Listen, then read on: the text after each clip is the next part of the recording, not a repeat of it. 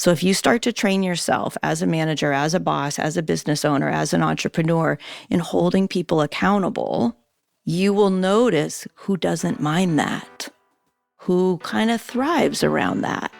And those kind of people attract more people like that.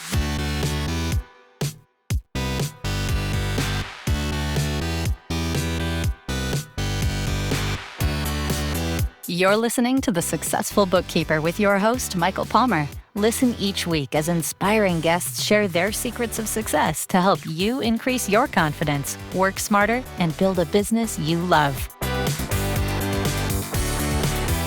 This episode of The Successful Bookkeeper is brought to you by PureBookkeeping.com, the proven system to grow your bookkeeping business.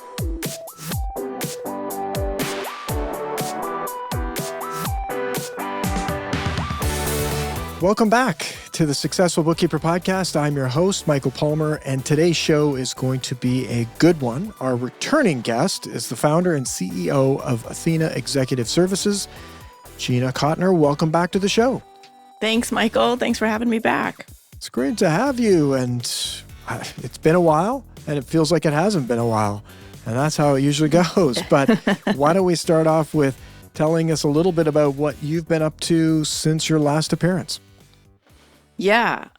So it's been a few years. So last time I was here, I think the episode dropped June of 2023. And Athena Executive Services at that point was about 7 years old. So this year she's turning 10 very soon, which I kind of can't believe. I would never have thought that, I think, when I started the company, that we'd still be doing this, 10 years later. But certainly in business, 2023 was a really, really big year for us. 2022, 2023, for us, we were still in the middle of the pandemic. And we happened to be a business. Fortunately, we were extremely lucky. We were a business where the pandemic just threw gas on the fire of our business. It hurt many people's businesses, but for us, people were like, what? Virtual? Work from home? What? What do you have to do? Oh, you guys have been doing this forever? Okay, teach me. What do I need an assistant? And yes, they should work from home. Go. So we grew like mad in 2022, 2023.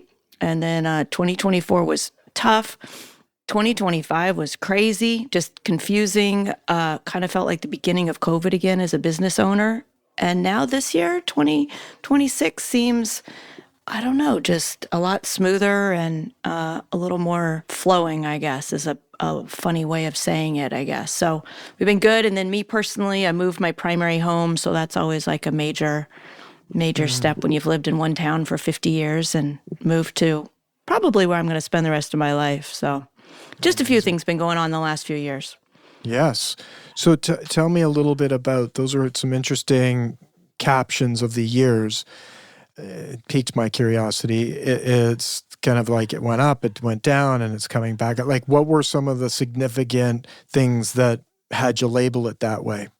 I think 2022 and 2023, I say, were so big because of our the speed at which we were growing. So each year we grew by 40 or 50% year over year.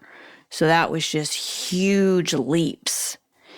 And then once we became 8 or 9 years old, I was like, Gina, it's not going to be huge leaps every year, right? That was a little bit of a mindset shift. A nice little 10% gain every year would be lovely, right? Like who doesn't want that? So those were big gain years, which is why I classify them that way. And then I think 2024 just seemed like a struggle because it wasn't those big gains, for us. And the other thing that happened during the pandemic was so many VA, virtual assistant firms, popped up, of course, because everybody needed virtual work. So now the industry that we exist within has so changed from 5 years ago. And so have the shoppers, right? Almost everybody has had a VA. They've loved them, they've hated them, they have lots of opinions about them. Where do you get the good ones? Where are the bad ones? Everything from values, beliefs, culture. I mean, there's just so many factors in the VA world, virtual assistant world. Whereas 10 years ago, people were like, what? How does this work? I've been happy with my secretary down the hallway. Please translate. And it's like, oh, okay, let me take you from the world of secretary down the hallway to the world we live in now. But everybody's kind of caught up. And so now who we're talking to as prospects are very different. And our industry is kind of wild. You know, it's like any unregulated industry. Everybody and their brother is a VA. So differentiating ourselves is different.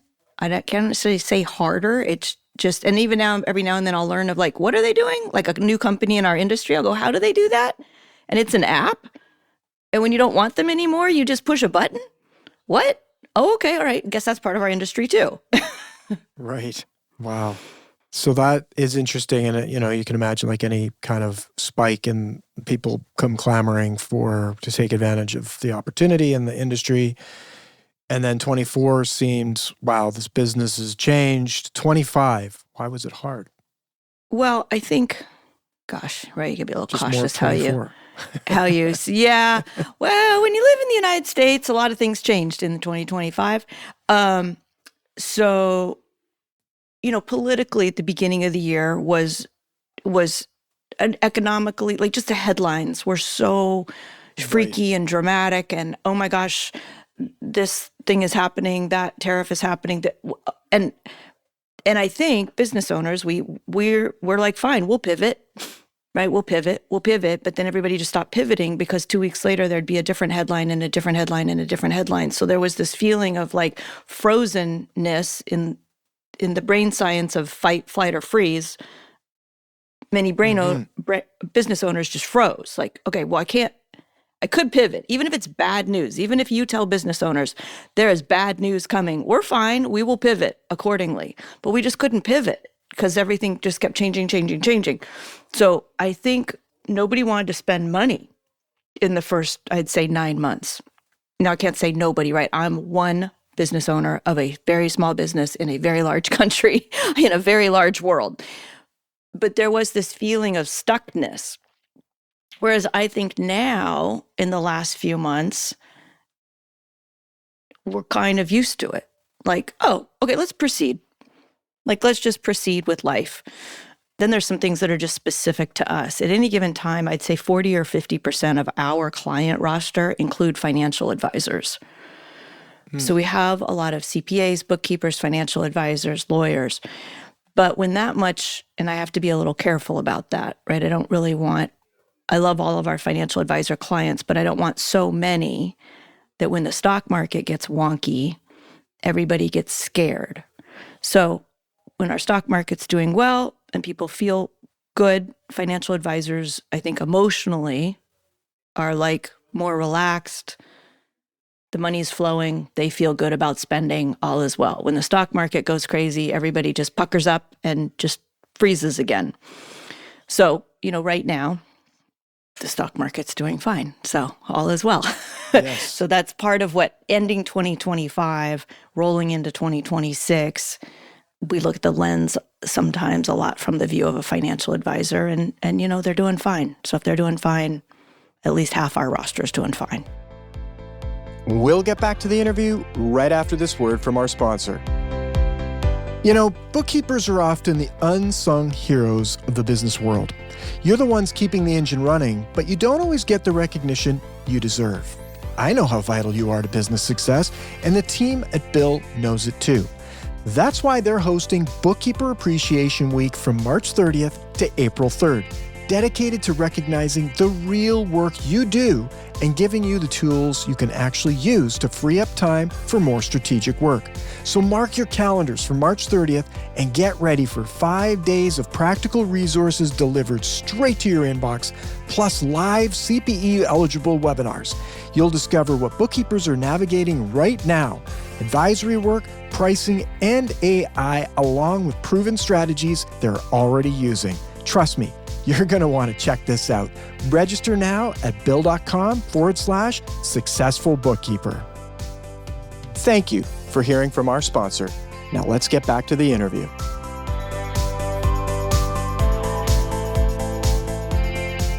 So that's very interesting. I love the take. I love how you've broken it out.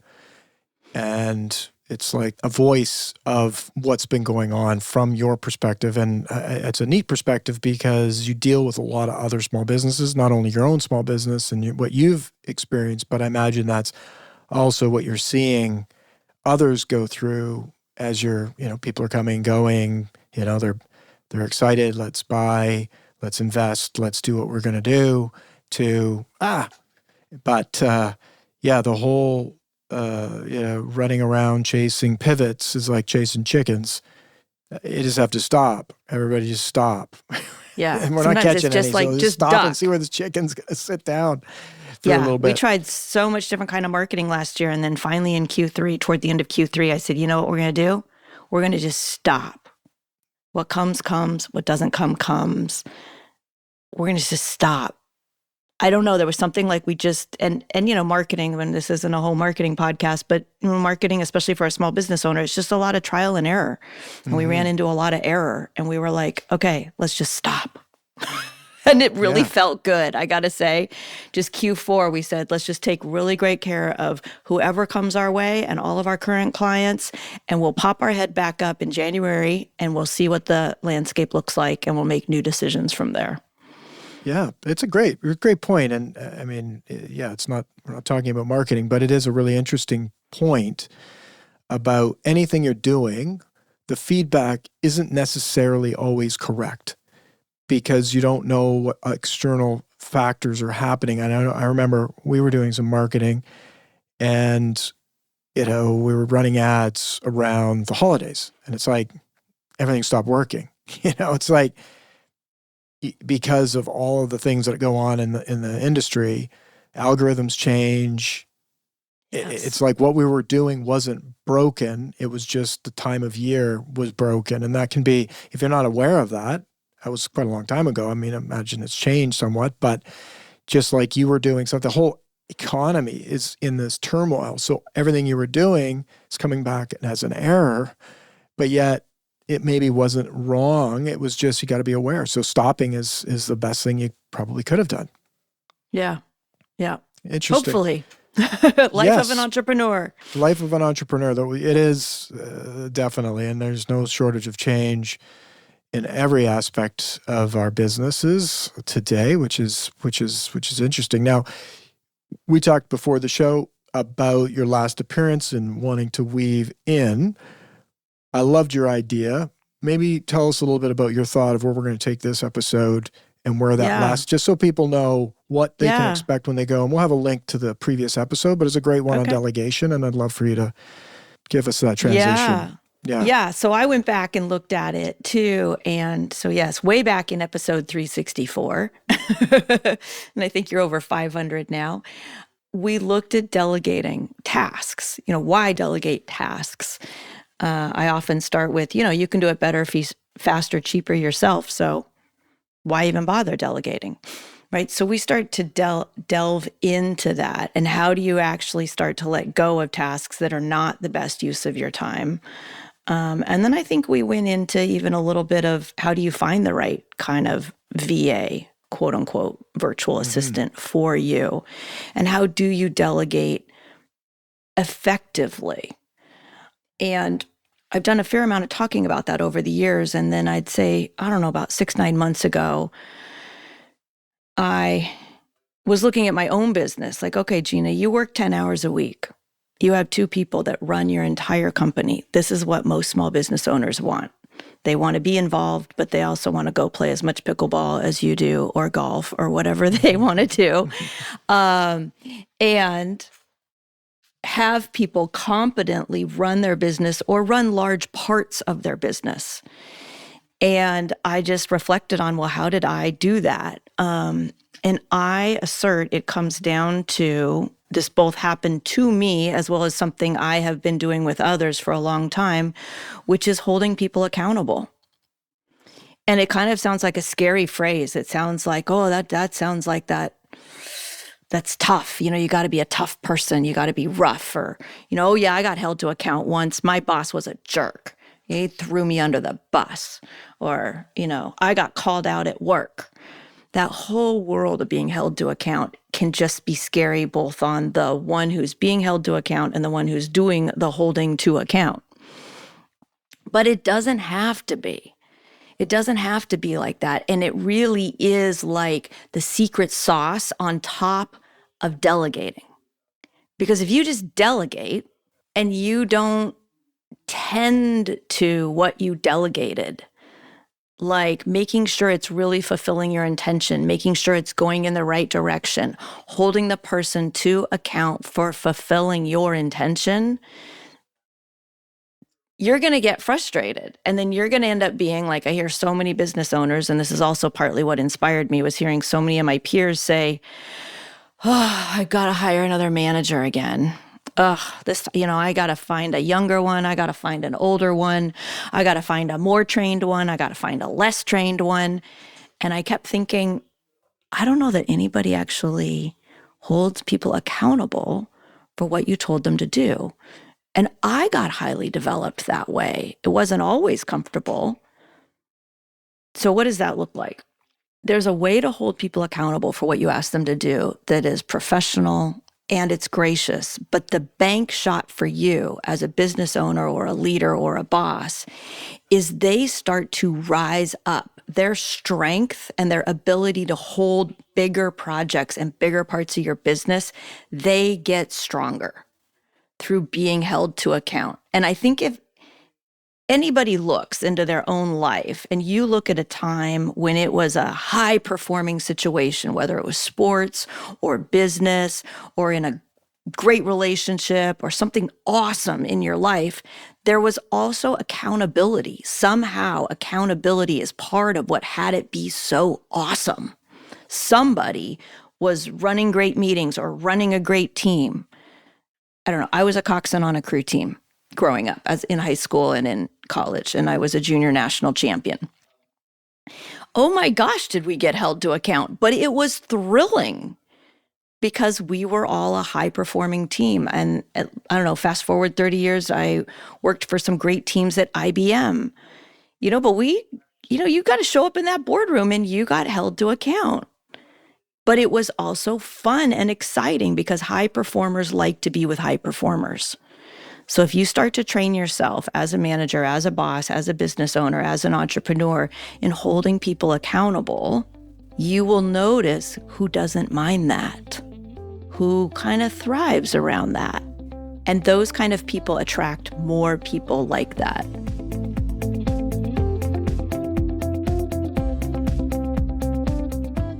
That's a very big bridge from where we were to where we could go now. But I'll offer, if you want, I'll offer kind of a framework of how you go about doing that. Does that sound useful? So. Okay. Yeah, that'd be fantastic. And just the thought of it, when I'm listening to you, it's one of those things that applies to so many areas of one's life. And both being able to be held accountable and to hold accountable. I love to hear the framework you use. And I think it's powerful because at the end of the day, we have these tasks. We want them done well. And we also want, I would think, people's expectations is like, you want to have people, like you say, rising to the occasion, taking things on further, becoming leaders of whatever it is that they're doing. It's like we need more of that in the world as we're all time strapped. It's like, give me a little bit of, tell me what to do, right? Yes. Not just, what do I do next? That's not that valuable, but it's like, I've done this and I think you should maybe look at doing these things too. Oh, great. And I can do those for you. Oh, how helpful is that? Exactly. So I imagine that starts to come in to play there as well. I mean, I find that that's so important, and I think it's a bit of leadership and maybe their own accountability towards what they're trying to accomplish, perhaps. Yeah. As people rise up around you, you can start to be led. And I don't know about you, but it's so luxurious when somebody leads something for me. I'm like, just tell me what to do. Just tell me how to participate. I will be your best partner. And I have to be a good follower, which is very hard for leaders. So yeah, that's definitely all a part of it. So one thing I'll say, just to kind of set the table, back from talking about just effective delegation. So, because you got to start there. Delegating is not going to buy you time back instantly. It's not like, oh, let me get a great virtual assistant, and the next week I'll have 10 extra hours on my hands that I don't know what to do with. No, you want to have good people around you. But delegating is an investment in your future. So you are going to, in the beginning, spend more time than you want to, I promise, delegating. And the more time you spend on the front end, the more they're going to be able to hold. You're investing in what your life's going to be like 2 months from now, 6 months from now, 12 months from now. So if you just do the dump and run, I dumped a bunch of tasks on Allison. I don't know why she didn't get them done. Whew, I got to hire a different person. No, you're not a very good delegator. But if you're willing to invest the time in good delegation, it's going to pay off. It's not going to pay off next week, and it may not pay off next month. But 6 months from now, you're not going to be the one sending those invoices. You're not going to be the one managing social media. You're not going to be the one doing all that initial screening or whatever all the repetitive tasks are in your firm. Because you invested 6 months ago in training Allison. So it is an investment, but it's an investment in who you and your firm are going to get to be 6 months from now. So I say that as kind of contextual background. So let's say we've already got that going. Now here's how I start to move it toward Allison, let's just say, since that name fell out of my mouth. How do we move to Allison being accountable for everything I give her? So the first step is I've delegated something, and I let Allison know, Allison, this is your baby now. So this is kind of mindset shift number 1. I work for you now. I have given you this project. And I maybe haven't even given it to you really completely, right? I didn't spend an hour explaining it. I maybe spent half the amount of time explaining it. Now I flip the table and I say, Allison, this is yours. I'm on your team now. What do you need from me? And then I shush, and I shut up. And that's hard for an owner or a CEO. And I am very specific in saying what. What do you need from me? Because now Allison has to look and go, what do I need from Gina? Oh, okay, wait, I need a login. I need access. I need a budget. I need ideas. God, I've never done this before, Gina. Oh, I know you've never done this before. Not a problem. What else do you need? Okay, I'm going to need this. She has to now look. Here's what you don't want to say. Anything you need? So the difference, and you can play with this in every area of your life. It's so much fun. If you want people to really look and think and then communicate, say what? What do you need? What do you want? What questions do you have for me? Don't say, so any questions? Because people are going to go, no, I'm good. Mm-hmm. Anything you need? No, I'm fine. Mm-hmm. Now, conversely, if you want to shut down a conversation with like Uncle Larry or somebody you're trying to shut down a conversation with, you can use the word any. All right, so anything else? No? Okay, good. All right, well, you have a good day now. Right, that shuts down that conversation versus what? Allison, what else do you need? Okay, Allison, what do you think is next? All right, so Allison now owns it, and I'm now on her team, and I have her now looking.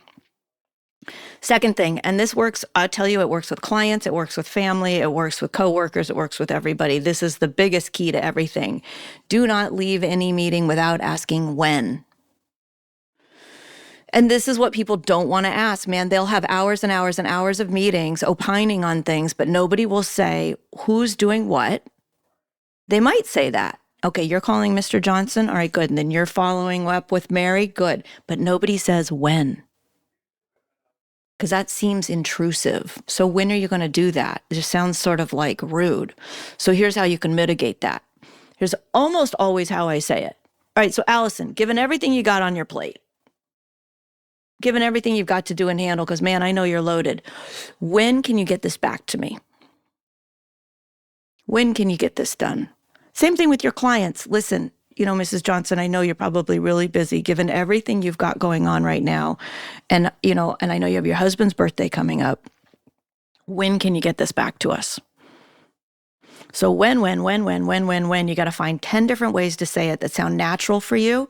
And if who you're being is not heavy, it's going to become just part of your culture. If everybody asks it and you ask it all the time and you ask it with as much weight and significance as how's the weather, people will get used to it. Okay, so Allison, oh, great. So you're going to call Mrs. Johnson by Thursday. All right, good. So then Mary, given all you've got going on your plate, when are you going to have the projections back to me? Oh, Tuesday. Okay, Tuesday. All right, good. So like that. You just want to ask when all the time. And then you, as the asker, you want to write that down somewhere. I capture everything in an app called Todoist. Write it somewhere. And I'm a little dramatic, a little acting sometimes goes into this so that they know I'm really serious about the deadline they gave me. So I go, oh, Allison, you said Wednesday? Okay, hold on just a sec. I'm going to open up my Todoist. Okay, so Allison is going to have XYZ done by Wednesday. Okay, very good. Okay, awesome. So, and then sometimes I'll say this too. Good. So then I'm going to do my steps because, sometimes you delegate something and they are doing steps 2, 3, and 4. And then you've got to pick up and do steps 5, 6, and 7. So I let them know, great, then I'm going to schedule myself time on Thursday to go to work on that, which means I'm counting on you, right? I'm counting on you to get me that thing on Wednesday. So you write it down. Why do you write it down? I write down almost everything I delegate, even if it's just 3 words and somebody's initials. Why? Because then I go and I look. So this is step number 3. Number 1, you own this now. What do you need from me? Number 2 would be, when can you get this done? Number 3, I'm writing it down. Number 4, now when the due date comes, I go and look and see, did it get done? If you can avoid asking Allison, hey, Allison, it's Wednesday, is it done? If you can avoid that, I know sometimes you might have to, but if you can avoid it, you go look for yourself and see if it got done. And if you see that it got done, just thank her. Just high performers don't need a parade. They just want to be thanked. A little text will do. Hey, Allison, I was in Google Drive. I can see you did that thing. It's awesome. Thank you so much. I really appreciate it. That's it. You're done. She's rocking on. You're moving on. So you want to thank them. Sometimes I might flag everything I delegated for the next time I'm going to meet with Allison. Like, let's say I'm meeting with Allison every Thursday. I might just make a point on Thursday to look at everything she told me she'd have for me and be ready to go into that meeting and say, Allison, I saw this, this, and this. It all got done. Thank you so much. It makes such a difference for me that got done on time. So now the $1 million question is, what about the stuff that doesn't get done on time, right? Mm-hmm. You go and you look and it's not there. So first option for me is I always assume user error. So I assume something's wrong with me. So I go, Allison, I looked. Did I miss it? And Allison will say, oh, yeah, you missed it. I put it here. Who knows? If there's a misunderstanding, we get that ironed out. If she goes, oh, yeah, I didn't get it done. Here's the most important thing. Isn't that you're now getting Allison? It's that what is starting to happen in the culture of your firm, your organization, is that nothing goes unnoticed. If you are always noticing and always saying thank you or saying, hey, what happened? People start to realize nothing goes unnoticed around here. So you want to be as consistent as you can about that. And you might be thinking, well, Gina, how do I get my work done, right? How do I get my work done if I've got to do all this? You will find the balance. And the more you become an owner, a leader, head of your firm, the more you become in the business of ensuring things are getting done. You're in the ensuring business, not in the doing business. And obviously that takes time. You're going to do some amount of doing of your business for quite a while. But more and more, you're in the business of ensuring things are getting done. If things aren't getting done, then I say to Allison, here's the $1 million question, another $1 million question. This is second to asking when all the time. $1 million question. What got in the way? Allison goes, I didn't get that done. I go, oh, what got in the way? And again, you want to assume, I am pretty much assuming it wasn't Allison. Allison isn't the problem. If Allison is the problem, I'm going to start documenting that, and she's not going to work for me for too long. You're going to find out, and I would be very open to learning some things about you or your firm that you may not want to learn. Because what I might learn from Allison is she's like, well, you know what? We used to have everything in Dropbox, and now it's all in Google Drive. It's really struggling. It's hard for me. I'm struggling to deal with things in Google Drive. Oh, okay. All right, that's good to know. Allison might need some more training. Or she might go, well, I could have gotten it done on time, but Stacy never gets anything out of payroll on time. Oh, really? How often has that been happening? What's been happening there? And I'm curious. I'm infinitely curious. What got in the way? Well, Gina, I sent you a text on Tuesday with a question and you never got back to me. Oh, okay. I got in the way. That happens sometimes too. So you just want to be very curious. Something got in the way. I am asserting Allison is a high performer. She would have gotten it done on time, but something got in the way. Why am I assuming that? I'll tell you why. Because we hired her. I'd like to be right about our hire. I don't want to be in the business of hiring more and more people. All right. So that is the framework, so to say. And in almost every meeting, I make sure people are running. I tell them, you need to be prepared for your meeting with me, and you're running it. And again, high performers love that. I'll tell you. They're like, okay, you ready to go, Gina? I'll be like, hold on, wait, I got to get the right screens up. Like, they're leading me. But if they're like, so what do you need? I'm like, oh, so draining if you're going to make me think. I'm paying you to do the thinking. All right, Michael, I know that was a lot.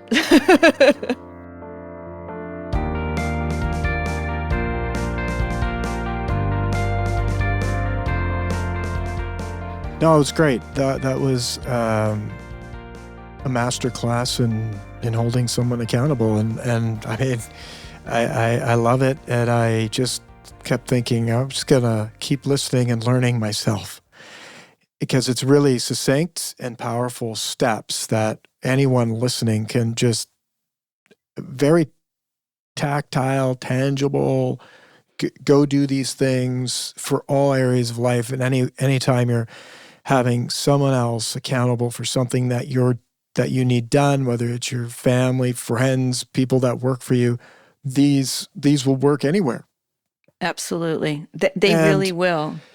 The one thought that came up was, when that tough question of when is, I think the word would be like, hold me to, that person's going to hold me to it. And that's the whole point. So it's like resistance on both sides. I don't want to be held to account, and I don't want to hold others to account because of the people pleaser or what the other human conditions are that prevent people from, want to be liked. They don't want to be too pushy, all these other things. And it's like, but high performers want to be held accountable because they want to be high performers. You can't be a high performer without being able to be held to account for something. Yeah. And so, at the very least, love that. It doesn't bother them, and it really becomes, the more consistent you are about this, and you just start out and it feels awkward, that's fine. But imagine if everybody in every meeting is just asking that. And then when you get a room of high performers, they just offer it up. They go, hold on. I know you're about to ask me when. If you do this consistently, pretty soon they just know. You're about to ask me when. Hold on, I'm going to tell you. That's right. It's surgery on what needs to get done, right? It's like we're getting it fine-tuned and getting all the things understood so that we can have a successful outcome. Yeah. And the other piece to that too, which was when people are used to that, they're doing it to others, right? Because it's not like the buck stops with somebody. It's like, I need you to do this. And guess what? You're going to have 5-6 people that you need to have do the things that need to get done in order to get this done. So like very powerful stuff and all the way along. Now, there are people that don't get this right. I would imagine that this is your everyday. You've got your clients and they hiring your team, and what has people fall down on this? Why do they not do it? And how can you get stronger at this framework? Yeah. it is really what you said. And I fall into it too. Like, I don't really need to ask. They'll be fine. There's something in our makeup that we are just so afraid about how we're going to be thought of. I'll tell you one thing that is kind of the antidote. If your people know you really do care about them, because you've demonstrated that in many other ways throughout your time with them, the more they know you really do care about them, love them, I'm going to say I love my people, the more room you have to hold them to account. So I love on my people in a lot of different ways. And I'm always saying thank you, everything from the cards and the gifts and the thank yous and the acknowledgments, all that. So then when it might feel prickly to them, it might feel like, I'm just, why is she asking me this? Let's just say my biggest business partner, Dorian, who's my ops manager, she can't go home to her husband and say, Gina threw me under the bus. She can't. She can't go home and make a case for Gina doesn't like me, because there's way too much evidence that Gina loves her to death. And it's actually happened before, like where I've pressed so hard that Dorian really was mad, and she really did go home to her husband, and her husband was like, okay, sweetheart, let's sleep on this, because I'm pretty sure the Gina I know is not the Gina you're talking about. Like, even the families know how much I care about these people. So the more you make it obvious to people you care about them, the less concern they have for, oh my God, Michael's about to fire me. I know he's going to fire me. He said this thing. So my people don't have that concern like, oh my God, I'm about to be fired. They know they're not. This is just part of how we roll at Athena Executive Services. Yes. So It's that's one fantastic. piece of it. Yeah. Yeah, it's fantastic. And I think it is, really great that people can muscle up on this, and it's not complicated. It does take more work. I think there's a bit of it's more work, right? And I think that's kind of why things don't work, is that, great things take great efforts, right? And often that's so, hey, can you go over and get me that glass of water? It's more work for me to say, and by when, by when are you going to, it's more words, it's more work. They got to deal with I'm a heavy. However, you do it, you're more likely going to get the outcomes that you're looking for. And that's what we're all trying to accomplish in our businesses and life too. Like, I would think, everybody talks about trades, right? Tradespeople constantly don't show up, all sorts of issues, right? And this applies to working with any kind of vendor, anybody that's doing anything for you, getting the buy-whens, making sure that there's all of the steps that you've had. If you did that, you're just going to get better results through doing that extra work. And I think that's a piece of, it's a bit more tricky to do, but it's, a stitch in time saves nine. I think it's a little bit of extra work going to come out in the end much bigger. And again, it's an investment these are your partners, especially in your business. And if you want more time off, you want more weekends and evenings 6 months from now, a year from now, you got to start that investment now. Having these people be big people. I relate to them as big people. Yeah. And I'll just say, you use that phrase, by when. So for whatever reason, that phrase does occur a little prickly for people. That's pretty harsh. Yeah. I don't know why. It's like a command. But again, it's all who you're being. If who you're being is, by when is it going to rain again in the central coast of California where I am, it's not a big deal. If I say, by when are you going to pay that bill, somehow it gets prickly. So my advice to everybody listening is just when. When. And again, start with, I know you're given everything you have to do and handle. When does it work for you? When does it work for you to get this to me? and I know we've been going here for a while, but I will tell you the number one question I have when I lead this, like at a conference, is, well, what about, especially if you're working with clients, if you don't get back from clients, if they don't give you back things in a timely manner, you can't deliver in a timely manner, right? Whether you're doing bookkeeping, CPA work, building a house, right? You're promising all these great outcomes to the client, but then the client doesn't behave, right? The client doesn't get you what you need to deliver excellence. Yeah. Same It question goes both works. ways. Yeah, it goes both ways. Exactly. The question still works. Mrs. Johnson, given everything you've got on your plate, when can you get that back to us? Yes. And I do the exact same thing. Okay, what did you say? You said Thursday, Mrs. Johnson? Okay, you sure about that? Yeah? Okay, good. Then I'm going to give myself time on Friday to go to work on your file. Okay, great. I'm going to block myself out Friday from 10 to noon to work on that. Thank you so much. Now Mrs. Johnson knows I'm working on her stuff then. Yes. So it works with clients too. And the last caveat I'll give you, this is a question I get, which is, well, what if somebody says their by when is after the time I need it? You know, I have to have this by Friday, and they say they're going to have it to me on Tuesday. I still ask, given everything you've got on your plate, when are you going to have it to me? Because I know that's like the real world answer. The real world answer is Tuesday. Now we can start negotiating. So Michael says Tuesday, and I go, oh, really? Okay, well, let's look at everything you've got to do and handle, everything you've got on your plate, because you know what? We got to figure out how to get it done by Friday.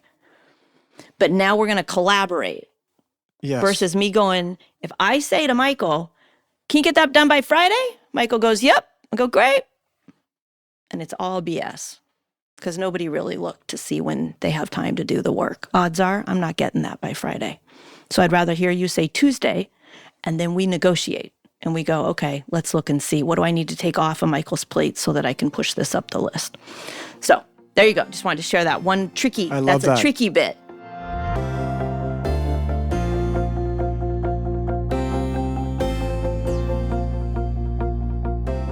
That's a tricky bit, but it's the rigor required to live in the world of reality and get things really clean and that's where results happen, right? Is they get done more often, they get done faster. And for a while, our team has gone through big projects and put that rigor into big projects. It's like, what are the 3 things you're doing over the next 6 weeks? When's the date? And then we meet every week. Okay, how'd you go? It takes more work, but we push more things across and we collaborate better together as a team because of those because of that date that binds things. It really does make a massive difference. So this has been fantastic. This is the masterclass in getting results and holding people to account. If people haven't listened to your episode before, you've got all sorts of resources. Tell us a little bit about how you help people get more of that stuff done in their life using other people other than their own team internally or themselves. Tell us a little bit about your business and how you can help our listener. Yeah. So we are, like I said earlier, we're part of the virtual assistant world. We're what I'd call kind of a top shelf product here in the United States. We provide virtual executive assistants to swamped and successful business people. So it's a high caliber part-time resource that you would get if you worked with us. And they're just people with a high level of business acumen and professionalism and really what I'd call like a business partner. So they're not what I would call a task doer. You shouldn't pay as much as you will pay us. If you just need a bunch of tasks done, right, you can farm that out to a lot of different companies. But if you really want an executive assistant who's going to be your partner on key projects, as well as I would say being a little bit of they want your life to work, right? So they're also the one who knows that you keep saying you're going to go to the gym and you don't go to the gym. So you hire one of our people, pretty soon you'll be going to the gym too and getting home in time to have dinner with the family and actually get some of your weekends back. And people can find us out on our website, athenaexecutiveservices.com. And if they want to learn more, they can just click on, there's a bunch of buttons on there that say, want to know more? Click on this. And you'll either end up talking to Jennifer or John on our team, and they'll just tell you more and explore with you, well, what's your situation and what are you dealing with? And we can look and see if we're a good match. And quite frankly, if we're not, we'll tell you some people who might be. It's lovely. That's great. And what would be the best way for our listener to learn maybe more about you? Is it just go to your website? Yeah. Do you have some resources you can? Well, if you want to share with connect them? with me, best way to find me is right out on LinkedIn. Super easy to find, Gina Cotner. Like if you want me to come just talk about accountability, let's just say with like your leadership team or your company, or you want to put together a little virtual webinar on accountability, we can do that. So if you want to get to me as an individual, LinkedIn is the best way to do it. If you're interested in exploring what a high caliber part-time executive assistant would be like for you, I'd say go to our website. Very, very good. This has been a beautiful episode in accountability, and I want to thank you for being here, but not only being here, really coming up with a great build on the previous episode. And I think that's a real special thing. You put a lot of thought into it, and I really, on behalf of our listener, thank you for doing that. It's just, I'm always amazed. I have these guests come on the show, bring their knowledge and expertise. It's a real gift. So thank you for that. Oh, my pleasure. My pleasure. Wonderful. And with that, we wrap another episode of the Successful Bookkeeper Podcast. To learn more about today's wonderful guest and to get access to all sorts of valuable free business building resources, you can go to thesuccessfulbookkeeper.com. Until next time, goodbye.